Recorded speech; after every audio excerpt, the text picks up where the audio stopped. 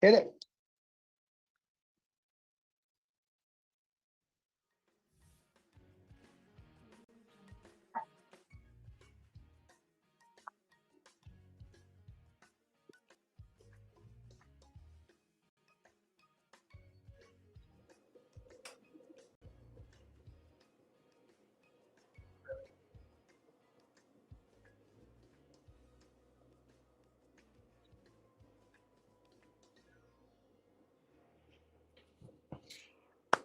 I'm so excited. Hi, everybody. Happy Saturday night. I just got off the stage and it's raining outside, so I'm a little bit of a mess, and who cares? We are here for such a fun show tonight. I'm green. Get it? Green, like the Wicked Witch. I am green with envy because Seth got to see Wizard of Oz at the Sphere. And I did not. And this is one of my favorite movies, if not my favorite movie of all times. And I know it's probably yours, many of yours too. I have, in between shows today, been reading reviews and trying to find as many reviews as I can. It's so interesting. We'll talk about that in a little bit. But wow, the Sphere did something absolutely amazing.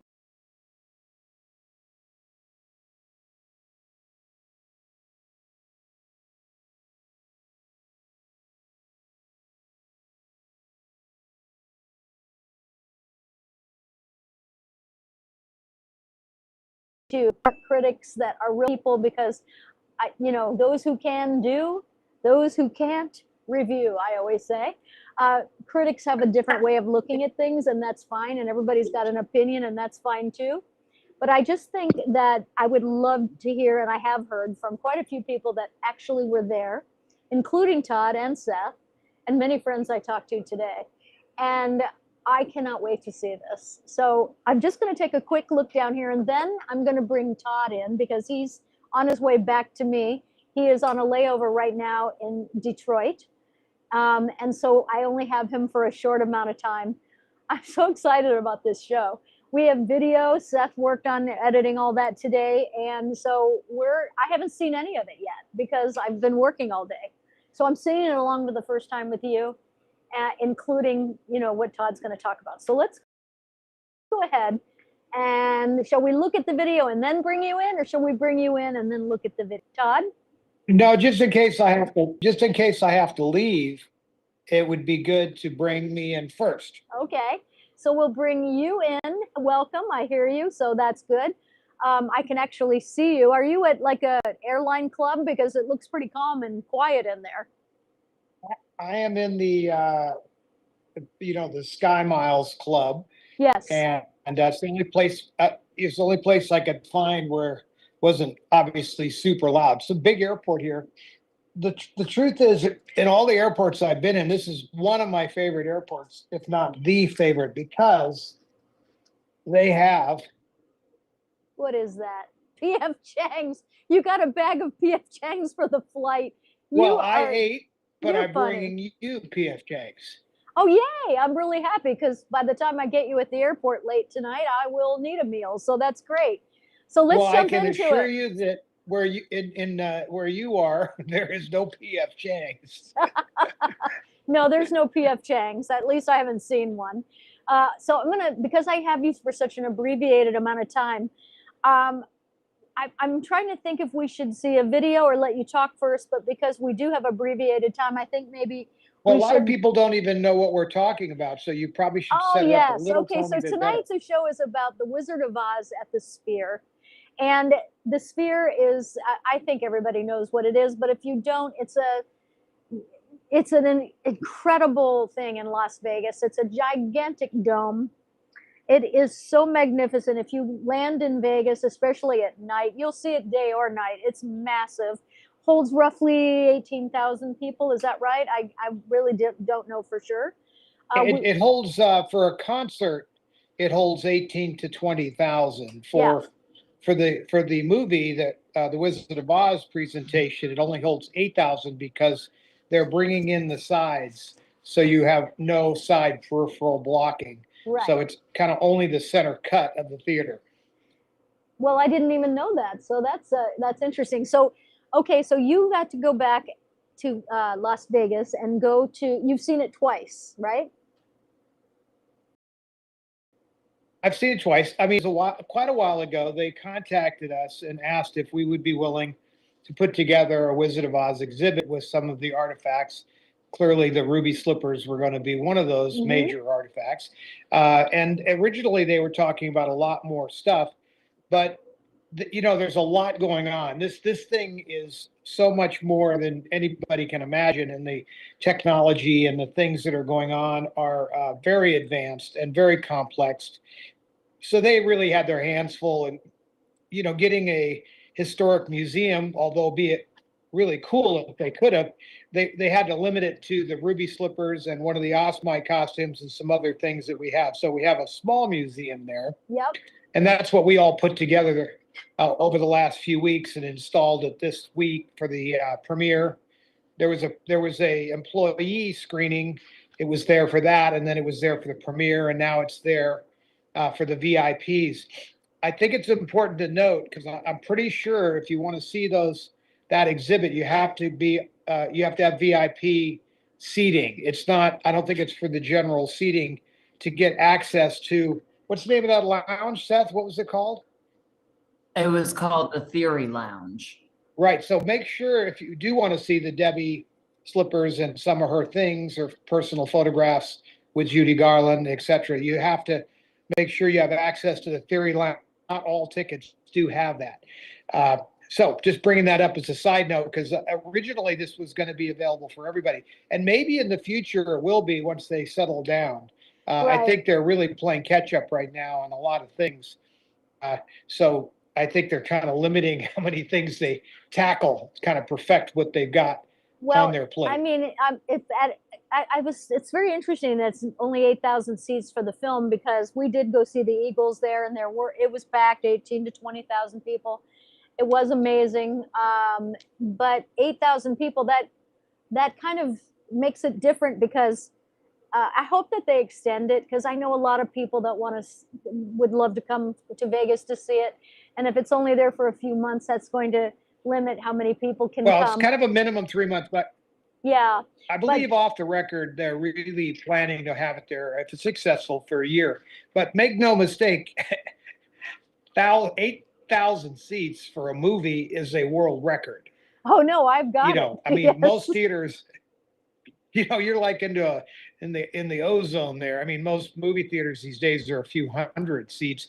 In the heyday, the Grauman's and those were 1,500, 2,000 seats. The big iconic vaudeville type movie houses, every major city has one.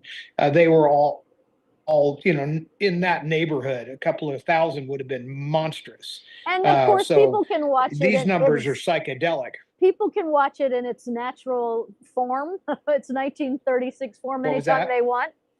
I said people can certainly watch it in its natural form, but I think seeing something of this magnitude is going to be amazing.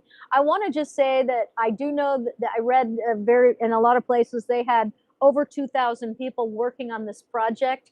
Some of the best visual effects artists in the business, not just a few, more full-time, all the time working on this. And people are saying, oh, it's AI, it's AI, it's AI. And I don't think that's fair, because I think that over 100 visual effects artists worked more than full-time around the clock on this. Let me let me address that because, I'm a purist and obviously there's nothing finer than Technicolor imagery, the Yeah. colors, the dynamic range, everything about Technicolor is fantastic. Uh, and make no mistake, this is not as it would be if you saw it in a projected form, but because it's so gigantic, you've got to make allowances for this exhibit because this is an exhibition experience that's an attraction and a ride, as it were. I mean, when the tornado scene is over, the theater erupts in applause and people want to go again. I Oh, mean, it that's truly great. is an incredible moment. So I have to say, as much as I'm a purist, and yes, I see some digital artifacting and anti-aliasing imagery issues. Yeah. It doesn't bother me. I completely cancel out any concerns like that to make allowance for this new experience, and it really holds true to protecting the music and the spirit of the movie, and that's what's important to me. Right, because that is a movie that is just full of spirit, life lessons, lots of amazing things. It's quite an emotional movie, and I can't imagine what seeing it in this form does to your emotions. Well, I'll tell you what I'm going to do. I'm going to let you run the first clip, and I'll watch a little of it, but then I've got to get to my gate so I can get to you. Yes, and I want you to get to me. So here we go. Which You're clip? playing the first big Okay. clip with me. Or do you want to do the one of your mom talking about the Wizard of Oz first, Todd? How long is it? Like 2 minutes. Oh, sure. Go for it. There we go. I don't think, I was thinking we were going to go right into the one that I did, but it's fine to do that because she knows more than I do. Yeah, okay. Yes. Hi, I'm Debbie Reynolds. My lifetime dream has been to assemble and preserve the history of the Hollywood film industry. Hollywood has been an enormous part of my life, as I know it has been for countless of fans all over the world. My collection comes from all the great movie studios, and when I heard that the owners of these studios were about to sell off all of their classic costumes, including everything from Cleopatra and Hello Dolly and Sound of Music, even Marilyn Monroe's famous halter dress from the 7 Year Itch. I really couldn't stand the thought of these collections being broken up and sold. I became determined that a Hollywood museum should be established. And people said, Debbie, you're crazy. Well, that was the wrong thing to say to me. I went to auction after auction, and I bought as much as I could. It was a dream of mine. Yes, these are the ruby red slippers and gingham dress that were worn by Judy Garland in the first 2 weeks of production for The Wizard of Oz, both designed by Adrian. They look different to you because they are. There are many problems with the production. The director was replaced.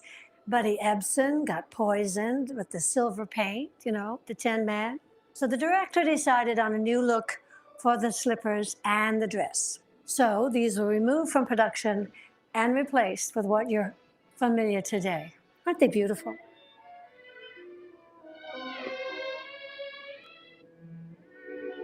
We're off to see the wizard. Isn't that cute? It is, and Debbie didn't keep anything in her house. She had the largest collection of Hollywood memorabilia in the world. She collected that for museum experience only. She loved everything, but everything had to be kept as you kept it in very tight conditions that were the right temperature, that weren't touched by hands and all that sort of thing without gloves. But your mother kept those ruby red slippers on her mantelpiece in her house. They were always that didn't there. happen until way later after the museum. In fact, in the video that we're about to run, I explain that a little more clearly. But basically, when I was growing up with Carrie, I was at the MGM auctions with her, and none of this stuff that was purchased was ever in our houses. The only time those slippers ended up at her mantle with the Maltese Falcon was after there was going to be no museum. Because all of this stuff that she purchased over the decades was for all of us, for the fans. She wanted the people to see the collection. So it was not about something you collected and put in your house like many collectors would do. She had other artifacts in her house, art and furniture and things that she loved, but the artifacts from Hollywood were for us. Having said that, let's run that video because I think it explains a lot. Okay. I do it. By the way, that video you just saw was what we run in a loop for the people that are looking at the slippers there at the Sphere. Okay. Are you sure you don't want to talk about how you liked the film? Because this video might. It's in the video. Okay, great. Then I'm not going to worry about it. I just don't want you to miss your flight. Well, if you worry too much, then you get gray hair. No, I had not a gray hair in my family. I'm not worried about it. Oh, wow.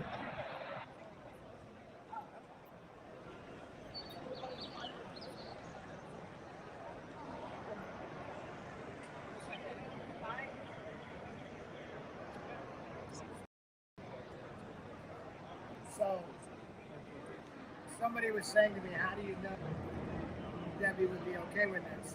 And I'm like, this is why she did this. This is why she collected this, so people could see the thing. So this is what it's all about. So we know. Boy, do we know. As Carrie said in Bright Lights, oh, I know what my mother wants. Boy, do I know.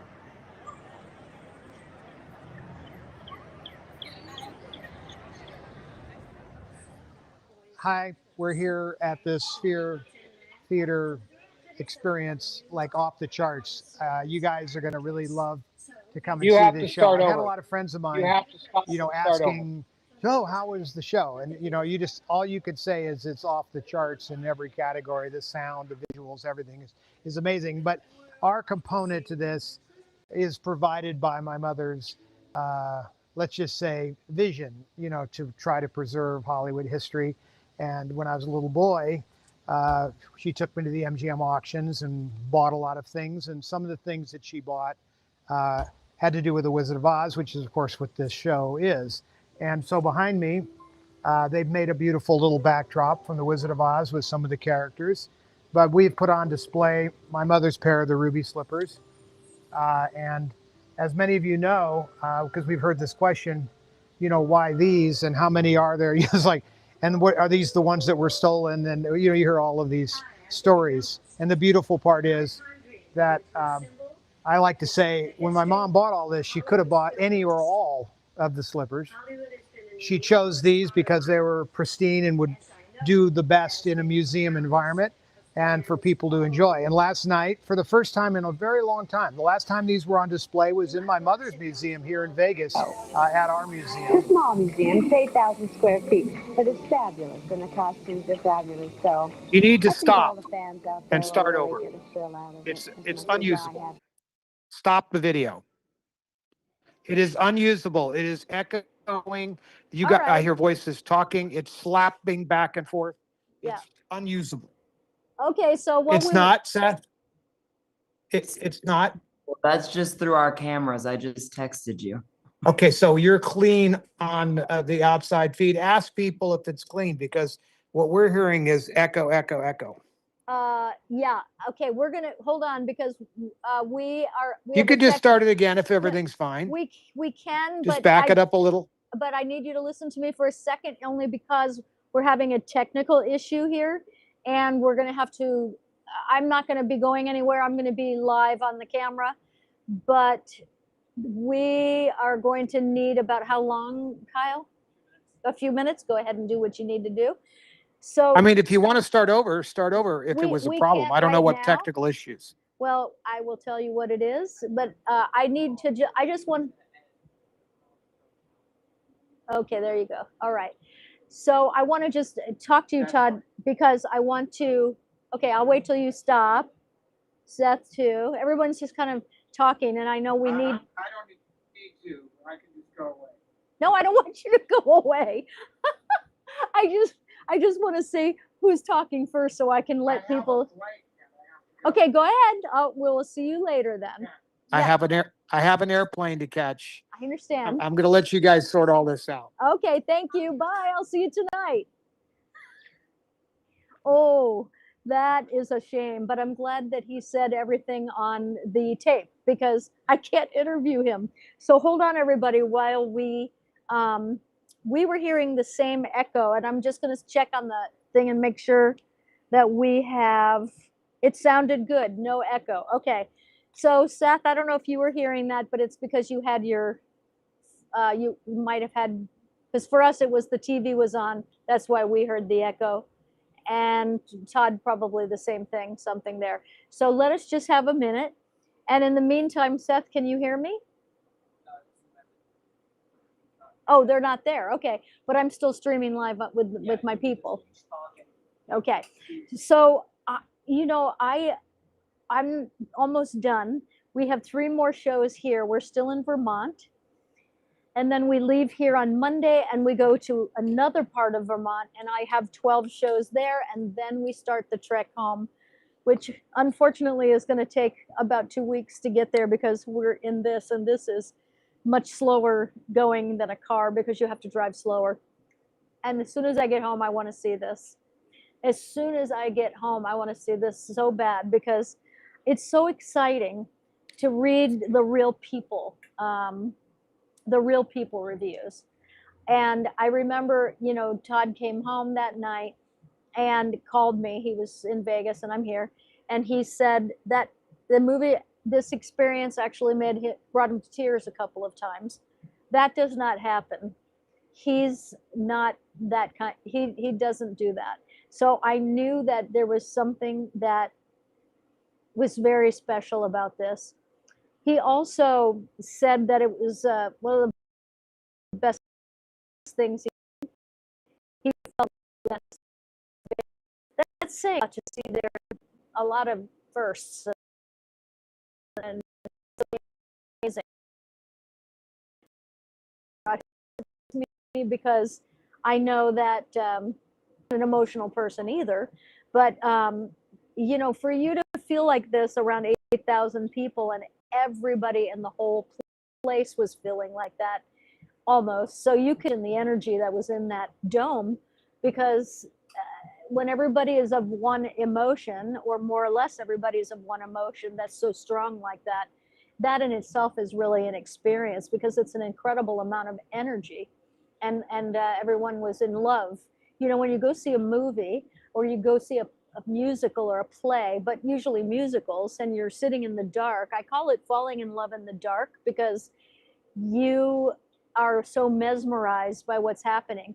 Now, the Wizard of Oz at the Sphere is a completely immersive experience. So you're living this story with the characters. And I cannot wait to experience this because I've never been in anything like that. I mean, total immersion. Like Todd said, you know, it's, if you're expecting to go and watch your movie on a gigantic dome screen, then that's not what you're going to get. What you're going to get is you are in the movie with them. And I can't think of any other film that's ever done anything like this. Again, I want to talk about the visual effects artists because I see AI, and everywhere, and yet I know that the visual effects artists must be like, wait, you know, we work 24/7, you know, over 100 of us, just that was our job for a whole year. So let's not take that away because visual effects are, it's a very fine art, and you know, it's huge. You know, it's not everybody can do it. It's a very specialized art. And I'm sure that their work on this was give them a big sense of pride. And so for that reason, that's why I'm bringing that up. The over 2,000 people that worked on it, because I haven't talked to anybody, any of the people, but you know, reading that over 2,000 people did work on this, every single one of them must be filled with such a sense of pride. And I don't know why that people want to discredit other people. And I'll probably get into that for just a second because we'll we're going to go back as soon as Kyle has this figured out. But, you know, you can't discredit people. You can, but it's just so rude. And it happens in personal life and it happens in professional life, where you don't want to give credit where it's due for a person's thoughts, their ideas, their hard work, their successes, their, you know, those kind of things. And I think that some of you that watch my shows on Friday night understand what I'm talking about. Being discredited is such a drag, and it makes you feel terrible. You don't get it. It's confusing.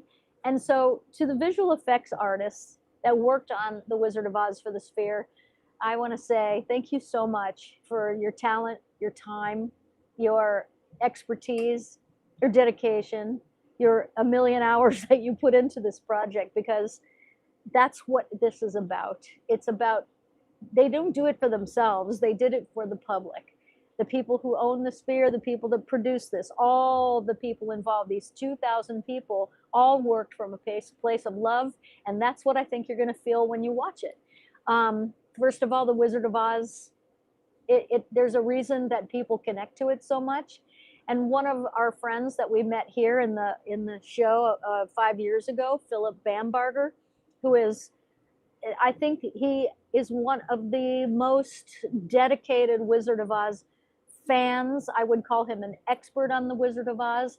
And he absolutely loved it. And I've been wanting to talk to him, but I'm crazed here doing 3 shows a day. Plus the weather's been very rough and it's kind of cold. So I haven't had a chance to check in with him.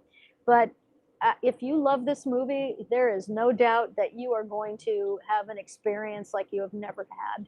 I'm going to check in with Kyle just to see how close we are. Okay.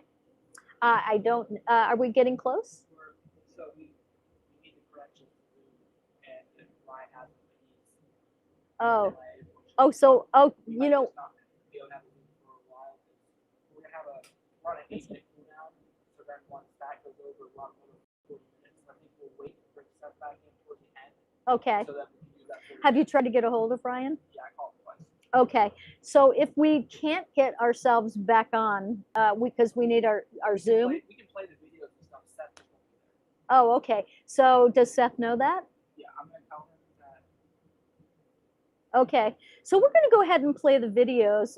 Unfortunately, Seth won't be there because we're having issues with just behind the scenes stuff. So I'm not going to worry about that. I think we should just carry on because I want you to see this and I want to see it because I've not yet seen the video yet. So let's go ahead and play the next video, and I'm going to be seeing it for the first time with you, and then I'll see you on the other side, okay?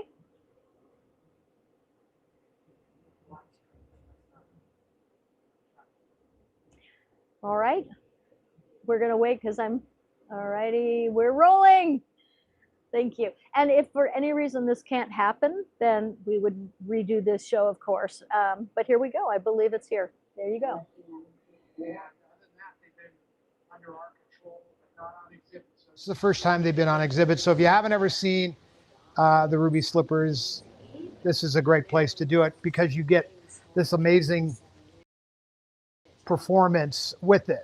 I say it's a performance because it goes so far beyond the movie experience-wise that it isn't quite able to be described like you would normally describe a film. Another thing that we did is, as some of you know, a buddy of mine is Mark Selland, and Mark and I own some things together. This is not one of them, but he lent costume. Now this is from the Emerald City scene where they finally arrive into the Emerald City, and the village is populated by a bunch of people in emerald clothing. And this little outfit you can see in the midst of the village people. Or it's not really a village. I mean, it's a city of sorts. So this is a cool little piece, and you'll notice there are books with it. So Mark has collected every Oz book that was in the series. These are all first editions, and that's a cool thing unto itself. But something that's really cool is this book over here. We're off to see the wizard. So this book, as you can see, is signed by Judy up here, and you can see what lovely penmanship she has. And she says, love and all good wishes. Is that from? I think it is Judy Garland. But as you go down here, starting from the bottom, you've got Ray Bolger, Burt Lahr, Jack Haley, Frank Morgan. His penmanship is horrible, kind of like mine. Margaret Hamilton, off the charts. You got to love Margaret Hamilton. She's unbelievable. Billy Burke never signed very much. So she's a good witch. Are you a good witch or a bad witch? Anyway, great stuff here. I don't know of any document that has that many signatures on it. The idea that you've got all those together in a first edition book is pretty rare. Now, I mean, obviously, how does all of this relate, to the movie? Well, it doesn't exactly. The slippers and the costume do, because as my mother used to like to say, these are the tangibles. So, these are the physical things that were involved in the making of this movie. So when you're watching the movie, it's what's left, right? It's a two-dimensional image, although it almost is three the way they put it up on the screen. But these are the physical things that remain. So it's kind of fun to see it. The books are great. And the signatures, people like to have movie star autographs. I get it. Because again, it is a physical representation left over from them. And everybody in that book is long gone. And I like to say, as it relates to these slippers, not many of us were alive when this was originally built or put on the screen. But yet every generation from that date forward has enjoyed this story and this great movie. And this movie was shot in Technicolor originally, which is a 3-strip process. And it is to this day the finest color images in the movie business. There is no technology that has ever improved on the color of Technicolor, in my opinion. And I don't think you could argue with me. Well, what they've done is they've taken those images, reprocessed them for this giant screen image. So it's a whole new format. It's a whole new scene. But it does echo back to our past, like with the Cinerama exhibits. The Cinerama Dome theaters were built for a similar purpose, to bring people back into the movie theater experience. Studios were panicking. People weren't going to the theater anymore. So they designed this giant 3-strip process, used 3 cameras to make up one giant image, but you had to retrofit and build a whole theater around it. Does that sound familiar? This whole theater is built around this new giant screen and massive sound spread out over literally hundreds of feet, even speakers in every seat. It's just quite something. So as much as Cinerama for its day was revolutionary in that sense, this is the extension of that. Think of it like this too. When Cinerama came out, it was the longest running movie in the history of movies. Yet it's not even a movie. It's just like an experience thing. So that's pretty remarkable. Then along came Mike Todd and one-up Cinerama, by the way, figured out how to make that technology even better. Now, these guys in here are high-tech guys. They're going to be constantly improving this technology. But right now, this is state of the art. So it's worth seeing. And our exhibit is fun to see as well. Now, we're hoping to do something even bigger and better in the future. You'll notice over here in the display case, we have some really cool pictures of my mother with her buddy, Judy Garland. And you could see this mutual admiration between the two of them. They were close. Now, last night, I hadn't seen her in a long time, but I was able to see Lorna Luft, who came. And it was kind of fun to talk about the relationship with her that my mother had. In her face, even when I was talking to her about it, she totally understood, as we children do, the people that we loved or they loved, and we have a tendency to extend our love and try to remember those stories. She clearly knew the Debbie connection that Judy had. And, Debbie obviously was very young. I mean, she was like a child when Judy was doing. Now, Judy's a child too, really, in the movie, but Debbie was really a child. So, to see that the two of them would, from such diverse places, because of the studio system, would diverge and become one and become close friends is really a testimony, to how Hollywood can work ideally. You see that silver frame there comes out of my mom's bedroom. That's one of her sterling silver frames. And, if you make it into one of those, you've made it in the Debbie realm. So if you ever come visit her house someday and you see I have all of her frames, you'll see who's in those frames, and you'll know those were important people. This is kind of a cool piece over here just off the side. So here's Ray Bolger writing to my mother, "Be happy, follow your yellow brick road." Isn't that beautiful? This is a great picture of Judy looking up at my mother, some sort of a presentation. And you can see that she's just, loved her. There's no competition. There's no whatever. My mother just loved Judy, the talent. My mother thought she was the most talented person she'd ever known. The most amazing singer, what a gifted storyteller, actress. And I don't mean all the road movies she made with Mickey Rooney, although those were funny. I've got an idea. We could do a show and we could pay off the debt and it will save the world because we can do a show. I mean, how many times did we hear that? But what? We loved it. It didn't matter. But that all led to The Wizard of Oz and them choosing her. And of course, we have some great footage that we shot last night from within the theater itself. After the show, Dusty and I talk about the technology, and we also talk about his father being the Tin Man for the first few weeks of production until the studio almost killed him by poisoning him with the makeup. So he would have been the Tin Man. Anyway, we're going to let Dusty tell you that story. Dusty Ebsen, Buddy Ebsen's son. So that's my story here from the Sphere. And Kat is going to do this live from Vermont. So how Hollywood and Las Vegas and Vermont all come together. I mean, it's 50 states, man. We're all one.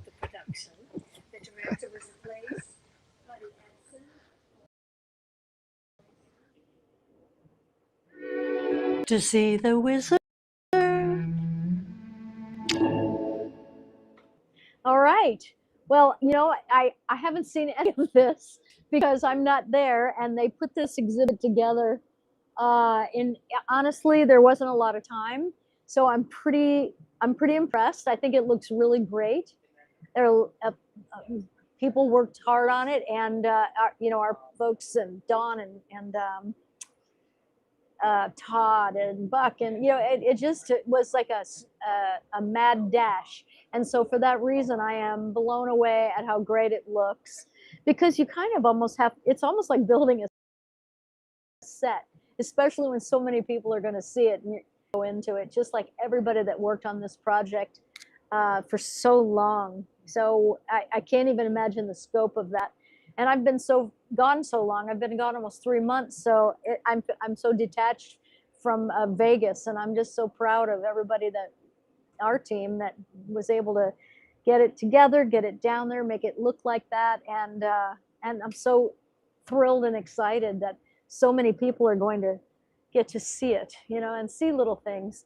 It is the little things sometimes, I love seeing the picture of Judy Garland and Debbie. And I know that they admired each other a lot. And I was very touched when I saw that picture of Todd and Lorna Luft, because I can't imagine what that experience must have been like for Lorna Luft, who is Judy Garland's daughter. And to be able to take her children and her grandchildren and see this magnificent thing. So we're going to go on to the next video. Are we ready to do that? And I'm going to watch that with you too. And here we go. And she's had them on exhibit in Vegas over the decades in different museums, but this is the quintessential Oz exhibit. So these are the tangibles, right? These are the things that remain from the original motion picture. They need to be shown. They're here for the people to see something magical. I mean,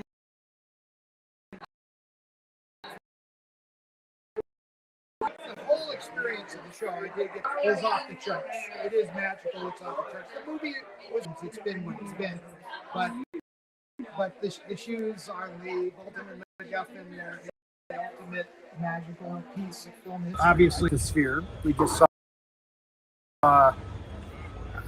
the films, but in this unbelievable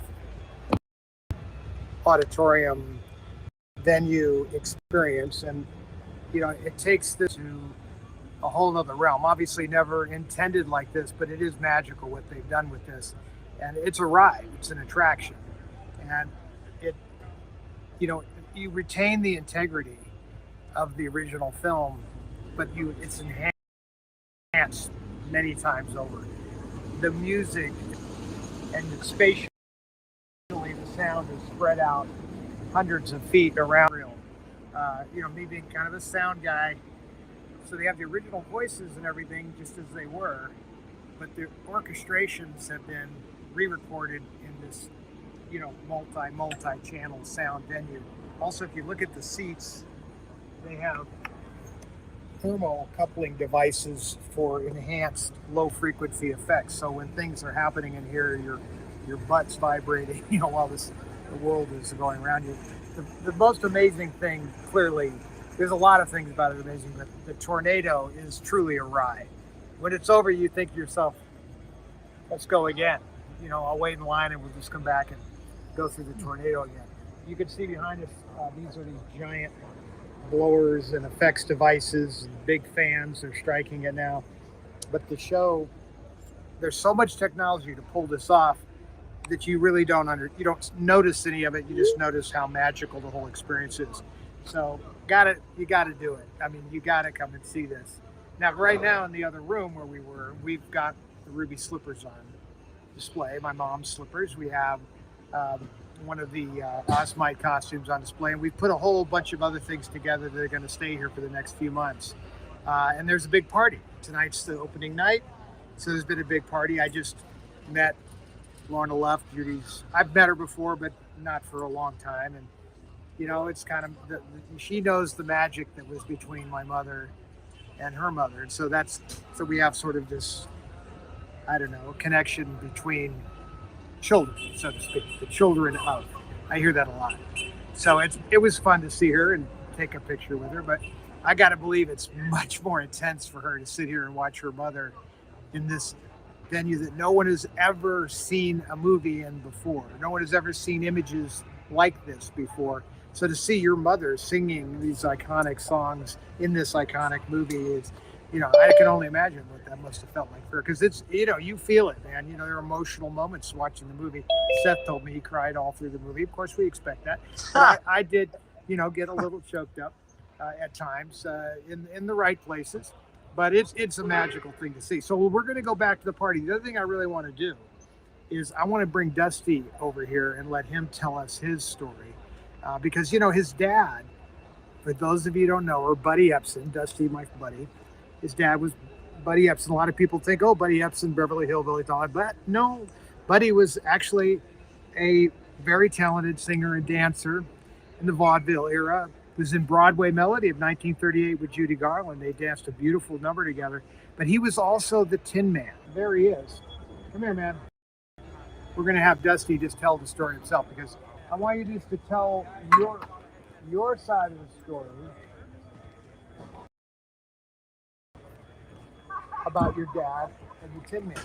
So this is our little Saturday show. And you've never been on our Saturday. Have you ever been on our Saturday show?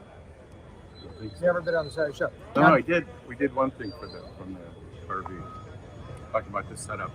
Oh yes, but we didn't air that yet because I haven't done that. So he is Sneak not. peek. So this is your first time seeing Dusty. So I'll set that up a little better. So Dusty and I met back in the early '80s, and we've been friends ever since. We're kind of techie guys in our own little areas, and we've been working together and building stuff together and doing production together for that's 40 years. It is a long time. Yeah, so more than 40 years. Since the puffer fish. Yeah, since I had the puffer fish out of Cedarbrook in my old house. So having said that, I did a segment one time for American Movie Classics with my mom, and his dad came on as a guest, and it was the first time I ever worked with your dad. Anyway, having said all that, we're here in the Oz Theater. Why are we here? Because of that. We're here because of the ruby slippers. Yeah, well, that's why we're here. The other costumes that Debbie has collected over the years. Now, wait a minute. You're here, though, because Kat is in Vermont, and they gave me 2 tickets to the premiere tonight. And so here's the deal. I had to come up with somebody to replace Kat, which is, like freaking impossible. You said you'd hold my hand, though. No, but I had to find someone I didn't mind cuddling with or had a history with like that. So, no, they were really like... You had to find a trophy date. No, I mean, I would be rude to Kat, so it had to be... Wait, what about me? No, I didn't want her to be threatened. She's not threatened by you. She knows we have this long thing going on, and so she's just not threatened by it at all. And that's how it works, I guess. So, but the other reason... That's how he got a ticket. The other reason is that my dad was in this movie. That's right. For about a month the pre-production, the shooting, and then he played. Originally, he got cast as Scarecrow, and because my dad did vaudeville, he knew of a better a guy who actually did the Scarecrow dance. He called it, and it was Ray Bolger. And so my dad said, no, you got to get this guy. So he actually talked his way out of a role, but they put him in as the Tin Woodsman. And so then they started shooting with him and Ray and the Cowardly Lion. Anyway, so he got sick from the paint. So when he dances, he sweats, and they powder puffed him with silver paint when they had lead in it. So he got lead poisoning in his lungs, and he collapsed on the third week of shooting, I think. And so he had to go to the hospital. He had a lung, like an iron lung thing, an oxygen tent. And so they stopped production. They took this moment while they were stopped to fire the director, replace the shoes, replace the dress, and do the hairdo.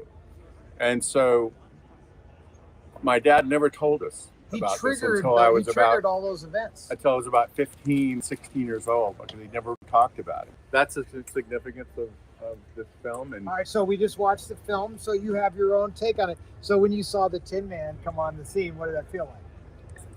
It was amazing, and to see him that big and no, but did you have any flashes like, wow, my dad could have been that? Was that? Yeah, it's sad in a way. Yeah. You know, because I mean, it would have been a different film. Yeah, it could have been different. The shoes would be different. Well, Dorothy might have been different. His dancing the direction style might have been different if he hadn't gotten sick. So it really could have been something else. But your dad had that robotic dance style. His tapping and dance style was fantastic. Yeah, it was different. It was Jack Henley was great. Yeah, there's no question about his performance was wonderful. No, but it was just like, I know that like when you watch something like that and you think, wow, my dad was going to be that character. All these things happened. It didn't happen.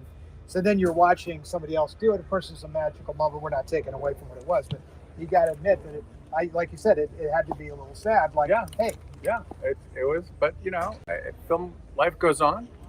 And my dad eventually talked about it. He had interviews about it, and he talked to my kids about it. And they included him in the record from Rhino Records, released a CD, and his voice is actually still on the film. Oh. And there's even rumors that L.B. Mayer did not reshoot the wide shots. So when they're dancing down, and I saw it tonight, and they're dancing that one scene, the four of them dancing down the Yellow Brick Road, it could be my dad's, you know, dancing in the background. And even as large as it was, you couldn't tell for sure. Yeah, you couldn't. So, I'll tell you something that was amazing. I'll tell you something like for me that was interesting. There's 4 moments where they do a close up of the slippers. And that's kind of magical to me. Oh. You know? And those things, they've enhanced it, obviously. And you can tell intense. These are the slippers that we have here. Intense. You can tell very, very well that these are the exact same slippers. Yeah, and the people that do this are like, it seems like even up on the screen right now, you see how the ruby slippers shimmer a little bit. They've gone in and they've added that effect. I'm positive. Because the Technicolor film had no ability to animate anything. Yeah, they've embellished some of these. But I was looking at them sort of shining in a lot of different ways. I thought it might have been a little over the top. But on the other hand, it is the ruby slipper, and they are magical. So they do have to shimmer and glimmer and do magical things at all times. So anyway, You've never seen anything like this film. Yeah. Nothing like it at all. Like the way that's presented here. It represents a new format. This is a new format in filmmaking and film restoration and experience. It's an experience. What I like to liken this to, and it's close to me, is my namesake Mike Todd. They started this process of the first big 90-foot screens with Cinerama, and that was revolutionary in its time. The way this is now going to be revolutionary in this time, using the cutting edge technology that they used back in the old days, is how they accomplished Cinerama. Well, that's what they're doing here, using contemporary modern technologies and everything that we have going today. But Mike Todd came along after Cinerama and wanted to one up that. So I'm just wondering, what's the one up going to be on this? Because if you think about it, this is the first time. This is the equivalent of Cinerama. Now we made How the West was one in that format. So it was the first movie, just like this is the first movie in this format. How the West is one was the first format movie in the Cinerama format. Then Around the World in 80 Days came. And that was the improved version. No seam lines, yet the same. Tadeo. I just see this incredible parallel in the way that it's gone. Now, by the way, what drove that innovation back in the 1950s was the fact that the studios were losing money and they were afraid. And how are we going to get people back in the theater? What can we possibly do to get people back in the theater? I got an idea. Let's have a giant screen with huge stereo 6-track sound. That'll get them back in their seats. Well, what do you think we're doing right now? Here is now a 200-foot screen with 10,000 speakers, literally. Now, I figured out where that number is, though. It's the seats, because every seat has a speaker in it. So it's not that there are 10,000 little speakers behind the screen. I was wondering about that, because when they said there's 10,000 speakers, like, how could you have 10,000 speakers? There are a lot of speakers around here, but 10,000? But look at them all. I mean, they're everywhere. They have the sound is off the hook in here. And to hear this score, man, wasn't it unreal? The music. Yeah, so vivid, so clean, crisp. And then the original film was done in mono. So how could you make, stereo and different quads? And there's apparently 46 different positions, channels, places they can put, stereo feeds. It's just amazing. And it comes from behind the screen as well. It's not just out here, but it's coming at you. What do you think your mom and your dad would think of tonight if they were able to be here physically? They would love this shit. My dad was shown back when he was doing live theater. He was shown early television. I think it was in Chicago, and I think it was just a little tube, a round black and white tube. And he looked at it and said, "It'll never work." Yeah, right. How can it compete with the big screen? How? And it was a shot of the stage performance that he was doing. And they said, like, who would see that if they didn't go to the theater? They just go to the theater. Why would they watch it on a little box? Well, this is a reason to go to the theater. Yeah, it is nothing like it ever on any level. There, you can see around us right now all the equipment that's here because we're behind the scenes. But what this screen is unreal. The palette of colors in front of your face. When she goes from the black and white scenes from the tornado, but first of all, the tornado's a blast, literally. But when the house crashes down and she opens the door and you're in Oz, that color moment there, right? Yeah, they combine. We won't give it away, but they combine other elements to the film. So it's not just the enlargement of the scenes and the redrawing of the AI outside the box, but they've added more to it. So it's actually extraordinary. Yeah, I mean, like right now, obviously in the movie, you did not have all of these peripheral shots that you have here, nor did you have that skyline up in those areas. So all that has to be added in. Now they do take from the original and then they just expand. So you had it. By the way, the format of the Technicolor format is 4:3. So it's not square, but it's a little rectangle. It's not like this. So you can imagine all they had was that, in the frame. And so they created that. And a purist would be like, oh, you shouldn't mess with this. But the truth is they're not actually messing with it, in my view. They're really just expanding what was already there. They take images that were used in other scenes. They're creating a new format. Yeah. So this could be how movies were made from scratch in the future. Well, I don't know about the windstorm and effects and all that. Is that, my namesake, Mike Todd, had a son, Mike Todd Jr. And when Mike Todd died, he tried to do something called Smell-O-Rama. And they had, I was there, died and crashed and burned. But under each seat, they had these little things, and then there was like piping system where they pipe these smells in. So he would take the Cinerama camera and go through a field of flowers, and they would release the smell in them. Now, it was interesting. I don't know if you caught with tonight the chairman of Madison Square Gardens. He said, we're trying to make this immersive experience of sight and sound and feeling. And then he goes, we just haven't figured out how to do taste yet, but we're working on it. Something like that. But they do have smell in here, but they haven't gone to the degree that. That'll be the Neuralink. Yeah, we'll just hook up. Taste. But I don't know though. So there's something about, using your natural senses to experience all this. It's really a great experience. So having said that, and more, Come see the show. Come see the show. Good night, Gracie.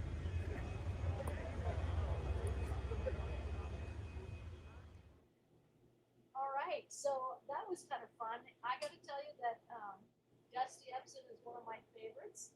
I met him, of course, through Todd.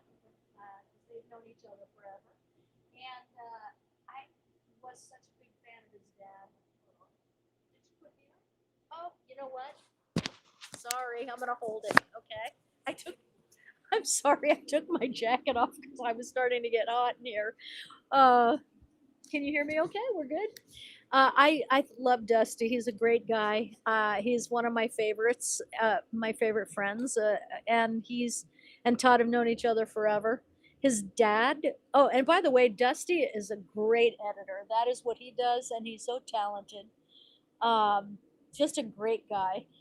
I was a huge fan of his dad, Buddy, and we do have a pair of the Shirley Temple's tap shoes, and they're just like this big. They're so cute, and it made me think of the number that she did dancing with his dad, Buddy Ebsen, in one of the, I can't remember the name of that particular episode, that film right now, but it was so good, and I loved him and everything he ever did, and of course he's probably most famous for the Beverly Hillbillies. So I think that is all the video we have, correct? Okay, so without making this longer than it needs to be, I just want to say before we go to the prizes, and Seth is going to take over from there, and then I'll be back.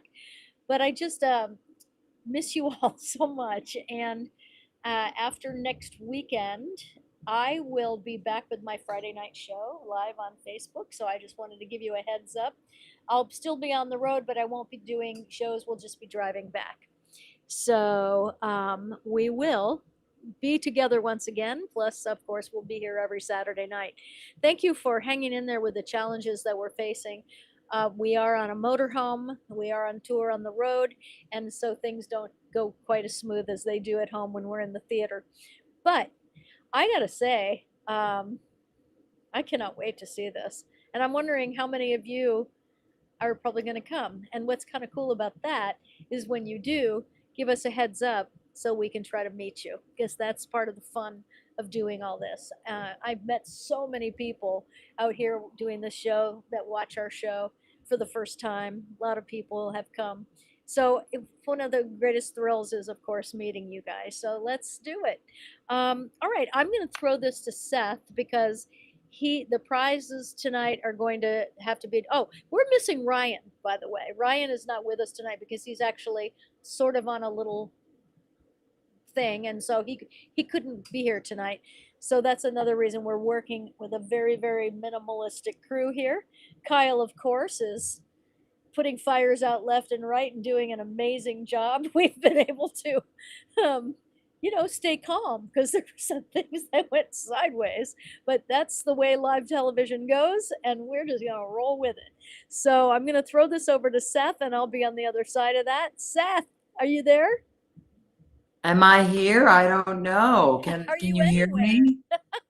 Hi. Hi. Hello. Forgive my voice. I have a little Vegas throat right now, so I sound a little like Phyllis Diller today. Yeah. No, Phyllis Diller goes, ha, ha, ha, Yeah. ha. Yeah. Well, that sounded like Lucille Ball. Yeah, that did. I know my throat's super dry tonight too, and it's been raining all day, so it's been one of those. Okay, so what I want you to do is kind of explain to people the way we're going to do it tonight, and anything we're not going to be able to do because we're down to such a minimalistic crew and Ryan not being here tonight. If you could just Well- explain that to us. Yeah, well, what I've gone ahead and done is I've gotten the super wheel. I can't share it because we're on Zoom, so unfortunately I can't share the wheel, but I have it down here on my phone, so I have some names to read. Okay. So let's talk. Wait, so are we not doing a regular wheel tonight? No, we are. I have it right here. Okay, so then after that is the super wheel. So we're not doing so what we're going to do with the super wheel, because we don't have the super wheel, the ability to do the super wheel tonight, is we are going to spin it and announce the name and be posting it on our YouTube feed after the show. Okay, But I so will show you what the super prize is going to be. okay, all right. And then so we're doing a regular wheel too or not? Yes, I did the regular wheel already, so I have the names right here. Oh, well, let's tell people who won the regular wheel. Okay, well, and first what off, they've won. well, what I will go ahead. Oh, someone says I sound like Elaine Stritch. Oh God. I'm That's gonna so, do more. oh, yeah, take a sip, honey. Yeah, I'll sing Ladies Who Lunch. Anyway, so I have 4 names from, so what we do every week, for those of you who are new, welcome. Thank you guys so much for tuning in. What we do each week is we have prizes that we give away to 4 lucky winners, and it is anybody who comments here in the chat just to say hello and that they are here on our YouTube page specifically, because that's where we interact with all of you guys at. So I have spun our randomizing wheel, and I've come up with 4 names, and I will call all 4 names out, and then I'll show you, you have actually 3 choices tonight of what you can choose to win, and I'll show you how to claim that after as well. So the 4 names I have, the 4 lucky names, are going to be Unbox Life with Lori is one of them, and then Toto Marley 1939, which I have to think is some kind of a tribute to the Wizard of Oz, is the other one.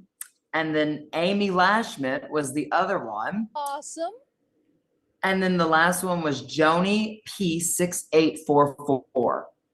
All right. So I hope that your name was called, and tell everyone what they have won. And what they have won, so you have a choice of 3 things. Either you can get a $25 gift certificate to Kat's fantastic cosmetic company called Cat Cosmetics, which is at catcosmetics.com. And you're currently looking at a billboard for it. Please excuse the tired skin, but it helps lift it up. Trust me. I mean, I looked like something deflated this morning when I got out of bed. So it is fantastic cosmetics, and we actually going, I believe, to be having a sale sometime soon. But you can also get your $25 gift certificate if you would like that. And if you're more on the memorabilia side of collecting things, we have 2 options available for you. You can either get a souvenir program from Debbie's Las Vegas show when she was doing it at her own hotel and casino here in Vegas. And it's a fantastic, beautiful program. It's actually like a great coffee table kind of item, because it has mementos from her entire career, both on stage and screen in here. And so it's really quite fabulous. And you can get that, or you can get another program that Kat actually designed herself when Debbie and Carrie graduated to heaven. These were given out at the public memorial for Debbie and Carrie. So you can choose that as well if you would like. So either of these or a $25 gift certificate to catcosmetics.com. All right. I love that. And oh, sorry about that. I keep forgetting it's not What's on that? my shirt anymore. Thank you. I hope that you will choose one or the other, but I will tell you that a gift certificate to catcosmetics.com is a great gift, a great prize. And now we're going to go to the super wheel. Unfortunately, we can't roll it live because we don't have the ability to do that without Ryan, but you have it on your phone. And have you spun it yet? The super wheel we are going to spin after the show, because we have to grab our names from last week's donors. But the way the super wheel works is I'll give it to you guys. So for all of you who donate tonight, and by the way, thank you so much. I've been watching the donations all throughout the whole show. Yes, thank you. We are just so appreciative of that. And what happens if you donate, you get put into a chance to win a very special prize from our super wheel. And what that is you win a special prize that's a little bit more higher up in the memorabilia department as far as what I've just shown you has gone. And it is always from the previous week of the show. So those of you who donated this week, be sure to tune in next week to our show so you can be included on the wheel, and we'll have it up and running next week. But this week we'll be posting it. Look in our YouTube feed. We will be posting it right after the show. We'll spin it and post it.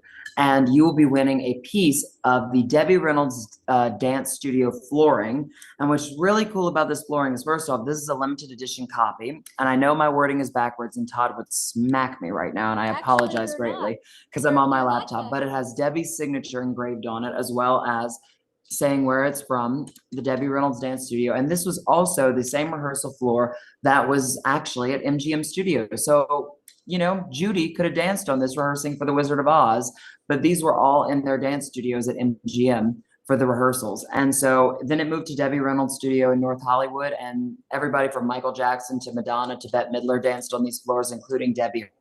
Really special keepsake. Right. And, we don't have a crawl tonight either.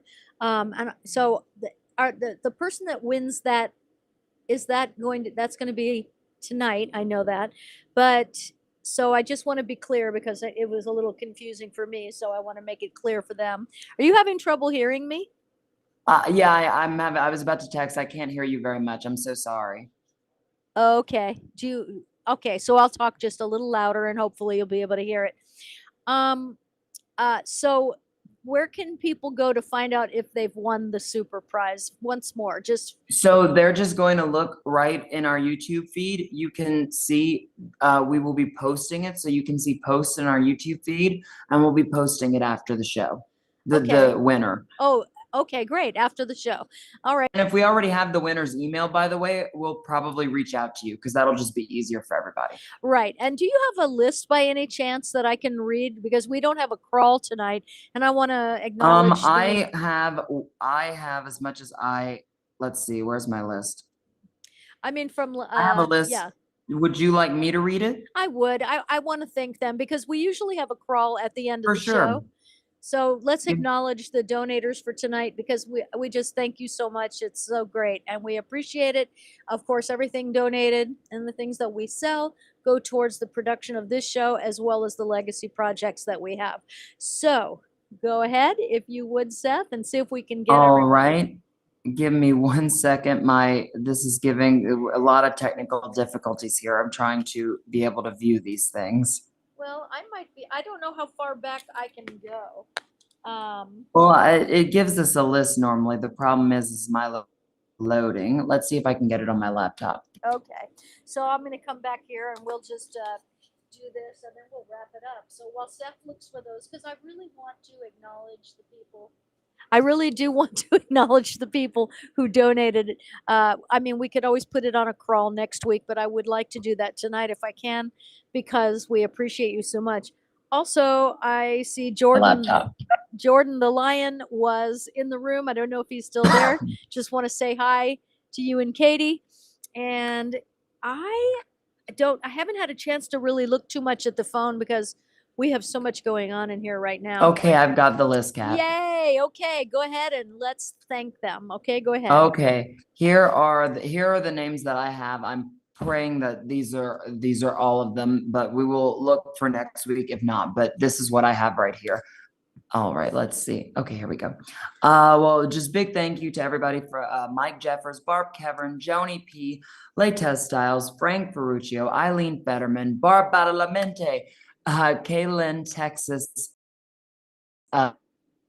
if I'm correct, Diane Vote, Unbox Life, Kate Maloney, Sal Hartcourt, Catherine Maxey, Frank Melina, Terry Dixon, Groovy Susie, love that, Kathy Hobbs, Deborah Willett, Debbie Lewis, Sharon Cleland, Pepe's mom, Cammie Roundtree, Chris Clark, Mary O'Connor, Dwayne Shell, Richard Cleve, Deb Tyler, Jordan the Lion, our friend, John Greer, our friend, Allison Stickelstead, I hate to mispronounce that, Allison Stickelstead, Thomas Schlieve, John Eric St. James, Kat DeMeow, Shari King, Heather Tanchuk, Scott Shannon, Jay Van Deer, Mary Mason, Tink SJ5, Gina Bichelli, Michael Hummer, Cheryl Murray, Star Legend Stories. Oh, I want to know what that's about.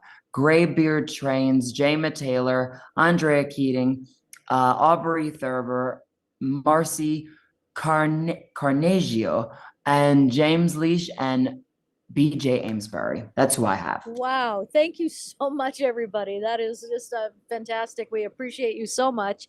I just want to answer two quick things. One, someone asked me if I was at the Texas State Fair. I am not. I am not. After we do next week, I will be finished and we're driving home across the country. We couldn't be any further away from home than where we will be, or where we are right now, actually.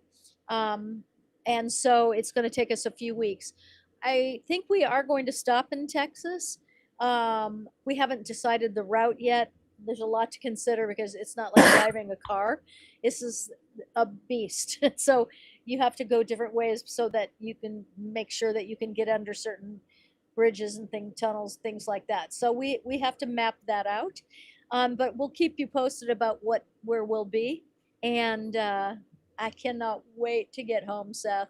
I can. Well, we can't wait to have you home. I miss you tremendously. We all do. And I'm at my home right now, but I'm packing up to go back and to cuddle up with Nugget. And yes, you get home safe because we miss Don't you. And say it. we were talking about, we can't wait to take you to film you to see the show at the Sphere because, oh my God, it is unbelievable. I cannot wait either. I'm going to sleep in the chicken pen the first night I'm home. I can't tell. I cry when I think about how much I miss them. It's just, I am going to sleep in the chicken pen when I get home. No doubt about it. But we'll get it on film. We'll put a camera in there.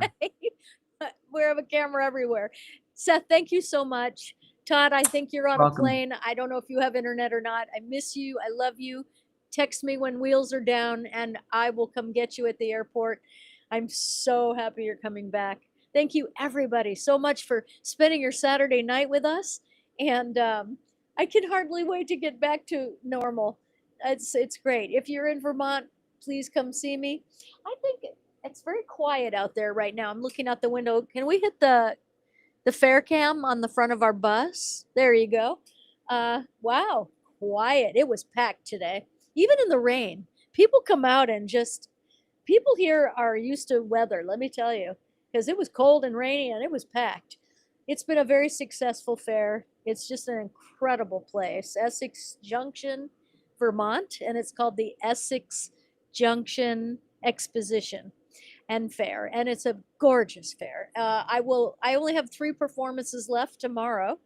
Kyle, go on the Kyle cam if you have one. There you are. We did it. We have done shows. We just finished 30 here, and we have 3 more. And then we have 12 more shows in another in Barton, Vermont. And then you get to go home. You've been great. This is a long stretch for you. It's been a really long stretch for me.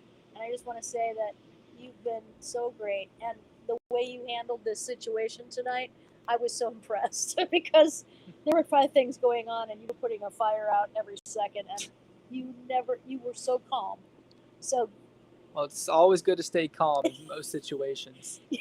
Well, calm in a crisis is the goal, isn't it? Things can get out of hand real quick if you're hurrying around trying to do things really fast. That is true, So I appreciate you, and I just wanted to say that. So if anybody's in Vermont, you want to come down and see the show, I have 3 tomorrow, 1, 3:45, and 6:30, and then zoom, we're on to the next. So I wish you a beautiful Labor Day weekend, and I love you. That's all I have to say. We love you, all of us. Okay. Miss you, Ryan. If you see this, I know he's not. He's having fun somewhere, but we miss you. Okay. Good night, everybody. God bless you. And we'll see you next Saturday night.